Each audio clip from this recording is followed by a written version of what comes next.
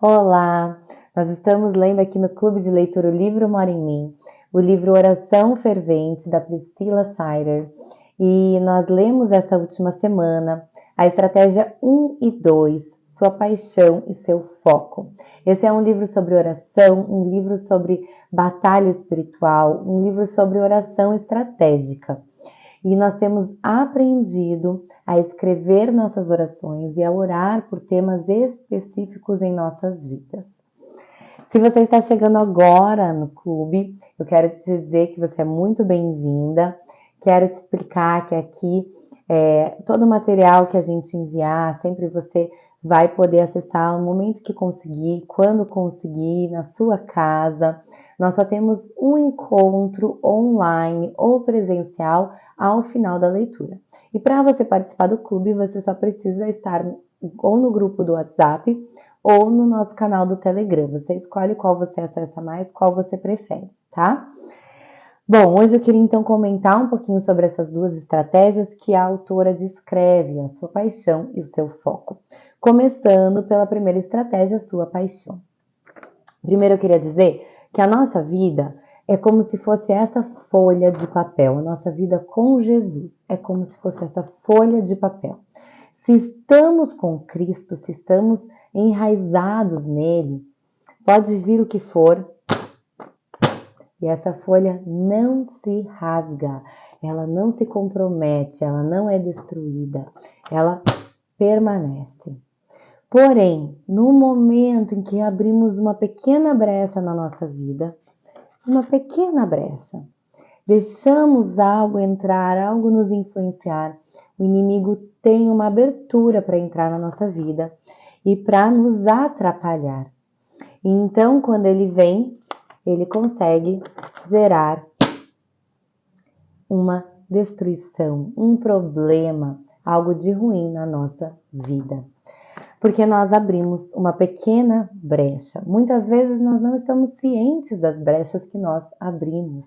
E por isso nós devemos estar vigilantes, nós devemos estar orando estrategicamente, muitas vezes, reconhecendo que às vezes o nosso desânimo é uma brecha, o nosso medo é uma brecha, coisas simples do dia a dia, a nossa dúvida é uma brecha. E nós devemos ir fechando então essas brechas, para que ele não tenha força sobre a nossa vida. Na estratégia da paixão, a Priscila vai comentar que essa paixão, muitas vezes, pelas coisas espirituais, acaba sendo diminuída na nossa vida. Nós vamos perdendo essa paixão, a fé, a esperança.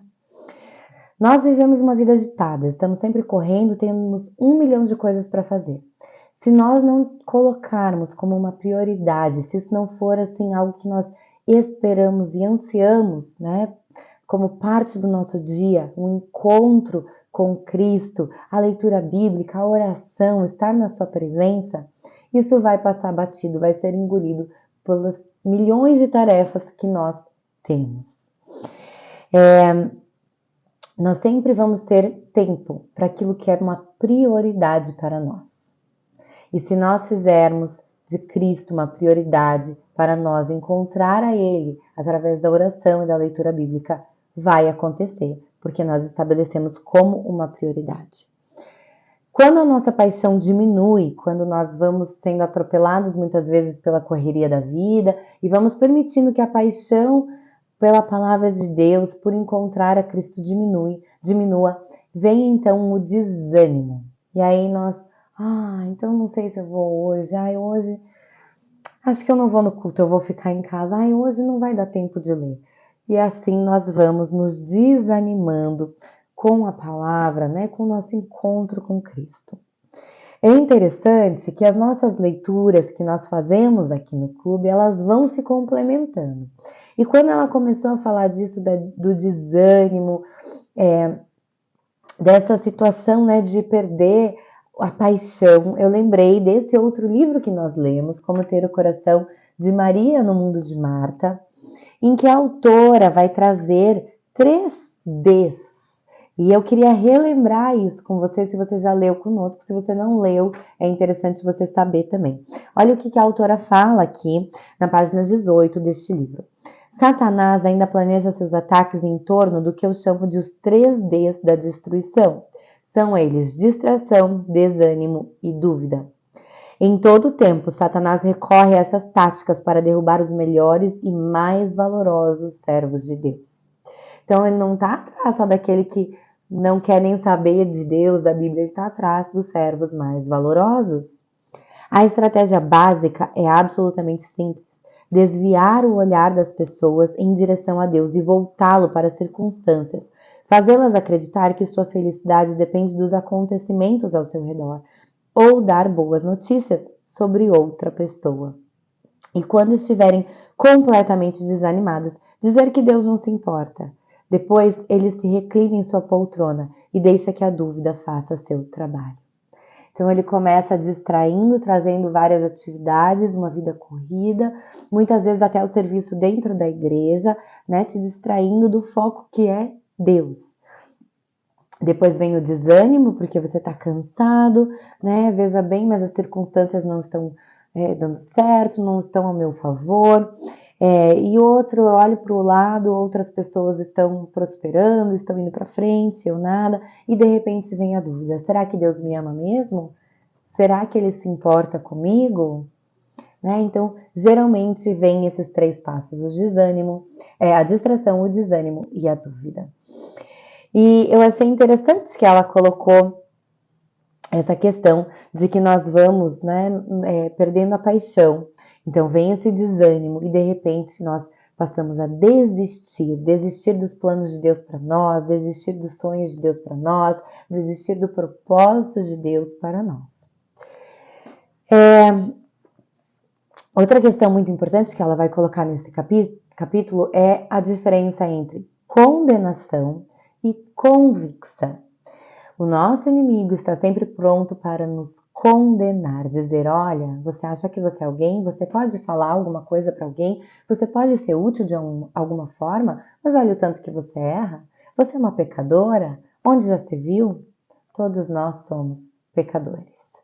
Mas a convicção que vem do Espírito Santo de Deus é diferente, porque ela te mostra o seu erro, para que você melhore, para que você olhe para o futuro, para que você corrija e vá mais além, vá mais fundo com Deus.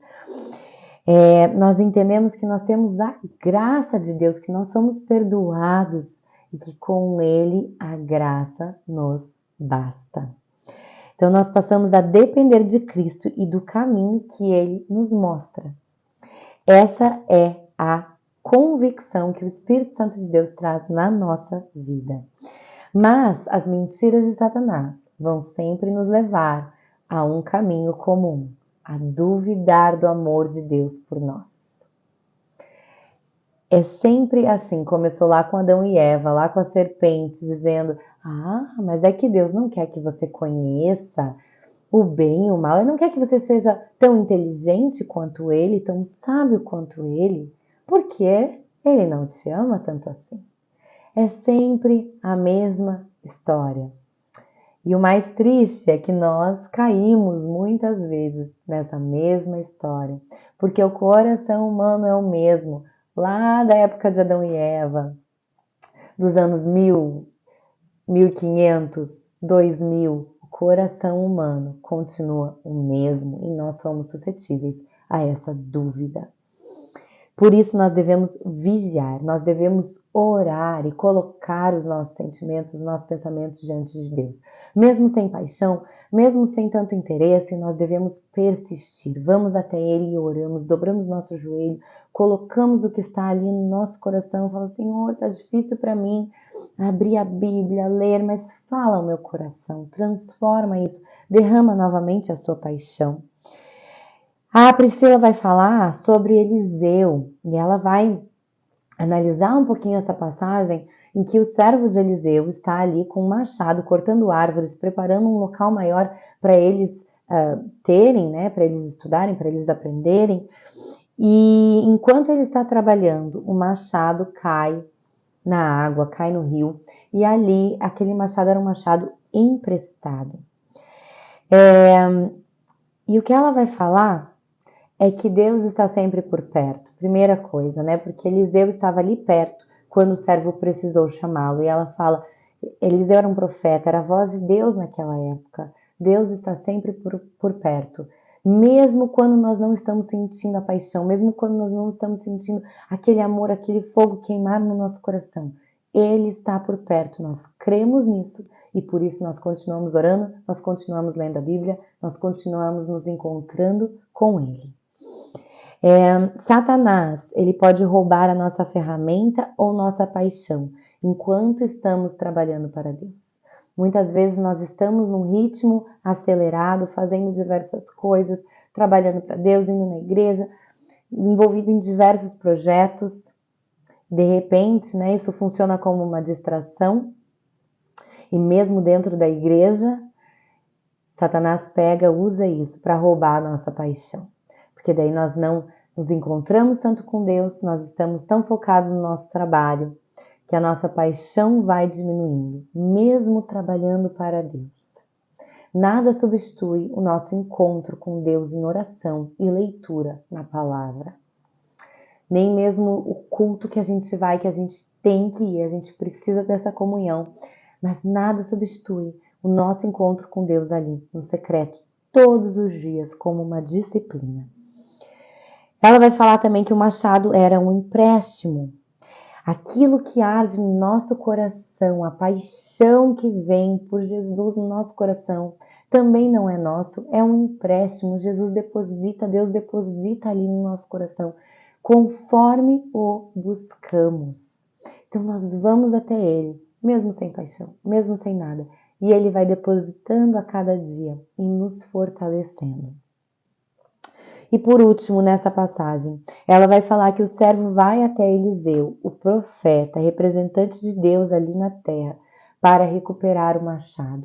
E na página 49, ela vai dizer o seguinte: nada está perdido em algum lugar tão longe que o seu Deus não possa recuperar.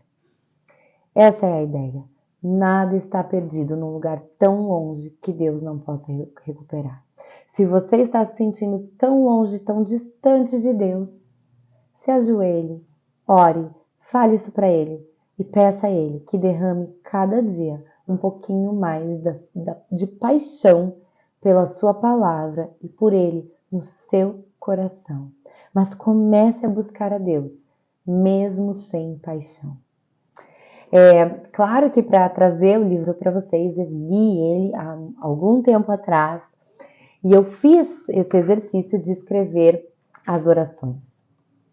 E eu queria compartilhar, porque eu preparando esse vídeo, essa aula para vocês, eu fui ler novamente a minha oração e como é lindo isso, a gente ter ela escrita, para depois a gente voltar e ver e relembrar aquilo que nós falamos com Deus naquele dia em que lemos esse livro. E foi muito especial e eu queria compartilhar com vocês, claro, né? Não há nada muito específico aqui, então vou compartilhar aqueles que forem mais pessoais, aquelas orações mais pessoais, eu vou deixar de lado, mas essa eu vou compartilhar. Quero dizer que eu escolhi 2 textos aqui para colocar. O primeiro é: um novo coração também vos darei, e um novo espírito eu colocarei dentro de vós, e eu tirarei o coração de pedra da vossa carne, e vos darei um coração de carne. Lá em Ezequiel 36, 26. Porque esse texto me chamou muito a atenção. Muitas vezes nós nos sentimos assim, com esse coração de pedra, que parece que nada a gente escuta, nada a gente entende, nada a gente sente. Mas aqui é uma promessa de que Deus pode retirar esse coração de pedra e nos dar um coração de carne novamente.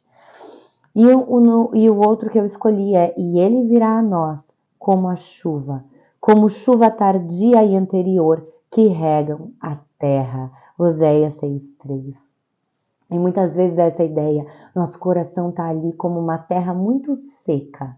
E nós precisamos da chuva de Deus que caia sobre ela, que umedeça essa terra novamente, que regue a terra, para que a gente possa frutificar. Então eu coloco aqui para vocês a oração que eu fiz e eu entrego essa oração a você também hoje, pela paixão, para que Deus possa renovar a paixão dele no nosso coração. Deus, eu te louvo porque o Senhor nunca perdeu o controle. Mesmo em tantas dificuldades, sei que tua mão não nos deixou. Perdoa o meu coração duro que se apega às próprias convicções. Te peço que o Senhor encha o meu coração do teu Santo Espírito, que ele venha como uma chuva sobre a minha vida, regando a terra seca e dura do meu coração. Que o seu amor transborde em meu interior e que o Senhor me mostre os teus caminhos. Preciso de ti hoje e sempre. Em nome de Jesus. Amém. Então eu deixo essa oração para você também. Que a terra que talvez não esteja tão úmida quanto você gostaria, que ela seja regada nesse dia e que ela possa frutificar. A segunda estratégia que nós vamos ver é o foco. O foco, ele diminui, ele minimiza as distrações e nos faz ver o que realmente está acontecendo. Eu lembro de um livro chamado Cultura da Honra, em que o autor vai trazer como a igreja, como ele, e a igreja em que ele estava inserido, lidava com a questão do pecado. Então, ao invés de simplesmente tratar a situação ali pontual, ele tentava buscar o foco do problema. Então, se alguém chegava dizendo, bom, eu adulterei, falava, ok, qual é o problema? Bom, você sabe, eu já disse, eu adulterei. Sim, mas qual é o problema? Mas como assim? Você está na igreja, você ama a Deus, você lê a palavra, você sabe que isso é errado, você ama a sua família. E o que te levou a fazer isto? E aí a pessoa começa, a esquadrinhar ali o seu coração e a procurar uma resposta até que ela chega ao foco do problema. E entende que muitas vezes nós estamos tentando colocar band-aids em feridas expostas, feridas que precisam de cirurgia, de tratamento profundo. E aí nós lidamos só com o superficial. Então, entender o foco é muito importante em toda e qualquer situação. Há também a questão do inimigo que trabalha no plano espiritual. E muitas vezes nós estamos batalhando com nossas próprias forças contra algo que é espiritual. Na página 59, a Priscila vai dizer: há algo que você não consegue ver trabalhando sobre a superfície, controlando e manipulando o que você consegue ver. Sempre, o inimigo vai se aproveitar das nossas dores, dos nossos traumas, das nossas preocupações, dos nossos medos, de algo que aconteceu conosco, para tentar mover algo na superfície, para trazer uma interpretação errada, para nos fazer ir por um caminho que não queremos. E nós temos que estar atentos a isso, porque como ela vai dizer, vai citar lá em Efésios 6:12, porque não lutamos contra carne ou sangue, mas contra principados, contra as potestades, contra os príncipes das trevas deste mundo, contra as hostes espirituais da maldade nos lugares celestiais. Então, existe uma tendência da nossa cultura de subestimar o poder de Satanás, de tratá-lo como uma caricatura, como um desenho, até algo bonitinho, algo legal para se fantasiar, algo de faz de conta. E nós temos que estar atentas, porque ele é uma figura real e sim está nos tentando a cada dia. Na página 61, ela vai dizer o seguinte: nós estamos fazendo duas coisas, desperdiçando tempo e energia preciosos que devem ser reservados e reorientados para o inimigo real. E tentando lutar contra forças espirituais ferozes, usando armas que não surtem o mínimo efeito contra elas. Ou seja, nós estamos perdendo muito tempo, às vezes, com as nossas próprias forças, lutando contra algo que é maior do que nós. E a única maneira de lutarmos contra isso é com armas espirituais, é dobrando o nosso joelho.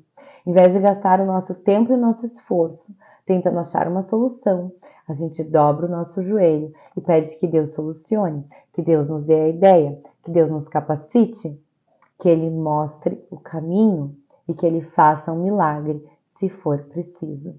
Mas com certeza, o tempo que a gente gasta com os joelhos dobrados serão muito mais eficazes do que passarmos dias e dias tentando pelas nossas próprias forças. Na página 62, ela também vai dizer algo muito interessante.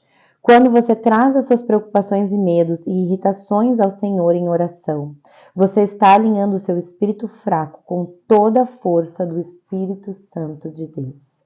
Em vez de continuar falhando, tomando a batalha em suas próprias mãos e batalhando contra as pessoas erradas, você está se unindo a todo o poder do céu para levar a sua luta diretamente à fonte do problema. Isso é muito importante, né? O nosso espírito é fraco, nós precisamos nos alinhar ao Espírito Santo de Deus, porque ele sim tem todo o poder para resolver aquilo que nós não podemos resolver, para lutar contra aquilo que nós não podemos lutar. Mas quando nós enfrentarmos dificuldades, nós podemos também agradecer a Deus, porque nós sabemos que todas as coisas cooperam para o bem daqueles que amam a Deus, que Deus está no controle.